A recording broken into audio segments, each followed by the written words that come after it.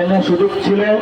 এই সরকারের অনেক দোষ থাকতে পারে, আবার এই সরকারের অনেক ভালো কাজ থাকতে পারে, কিন্তু ওসমান হাদির মধ্য দিয়ে আমরা এই সরকারের যে ভঙ্গুর অবস্থায় রয়েছে, তারা যে সরকার চালাতে পারছে না, তারা যে অ্যাক্টিভ হচ্ছে না, সেটা আমাদের সামনে আরো দৃশ্যত হয়ে উঠেছে।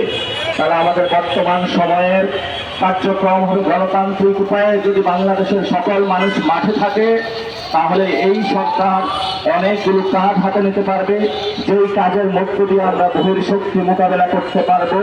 তেমনিভাবে দেশের অভ্যন্তরে বহির্শক্তির যারা সাবোটেজ করে, তাদেরকেও আমরা নিবৃত্ত করতে পারবো। এই জন্য সকলকে আহ্বান জানাবো, সাংবাদিক বন্ধুরা, আলেম সমাজ, নারীরা, সমাজের প্রত্যেকটি অংশীদার আপনারা মাঠে নেমে আসুন। এই নামাটা কোনো দলের জন্য নয়, এই নামাটা হলো আপনার অস্তিত্বের লড়াই।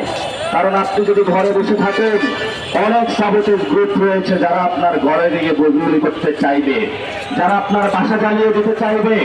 আপনি বাসার বাইরে এসে রাজপথে তাদেরকে মোকাবেলা করতে হবে।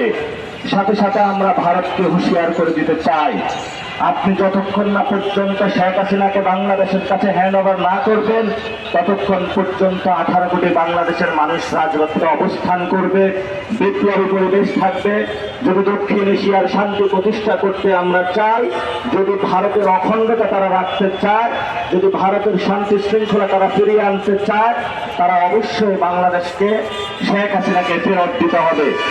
আমরা ধৈর্য ধারণ করেছিলাম, শেখ হাসিনার বিচারের রায়ে ফাঁসি হয়েছে, আমরা সেই বিচারের রায় বাস্তবায়নের অপেক্ষায় রয়েছি। ভারত যদি এখানে গোয়ার্তুমি করে, ভারত যদি এখানে কোনো ইন্টারন্যাশনাল অন্য কোনো খেলা খেলতে চায়, বাংলাদেশের 18 কোটি মানুষ এটা কখনো ইনশাআল্লাহ মেনে নিবে না। আমাদের 2000 ভাই শহীদ হয়েছে, গতকাল পুরো বাংলাদেশের রাজপথে স্লোগান হয়েছে, আমরা সবাই হাজির হব, আমরা সবাই শহীদ হব। বাংলাদেশের মানুষ কখনো কোনো পরাশক্তির কাছে মাথা নত করে না। জীবন যদি তবে মর্যাদার প্রশ্নে বাংলাদেশ মানুষ কখনো আপোষ করে না। এটা এতদিনে ভারত সরকারের বোঝা উচিত ছিল। আশা করি তারা বুঝেছে। আমরা ওসমান হাদির লাশ পেয়েছি, ওনার জানাজা হবে, জানাজাতে সবাই স্বতঃস্ফূর্তভাবে অংশগ্রহণ করবেন। কিন্তু এই জানাজার মধ্যে কেউ যদি সাবোটেজ করতে চায়, এই জানাজার মধ্য দিয়ে কেউ যদি রাজনৈতিক ফায়দা হাসিল করতে চায়, আপনারা তাদেরকে প্রতিহত করতে হবে। আমরা এখানে বলতে চাই, বাংলাদেশ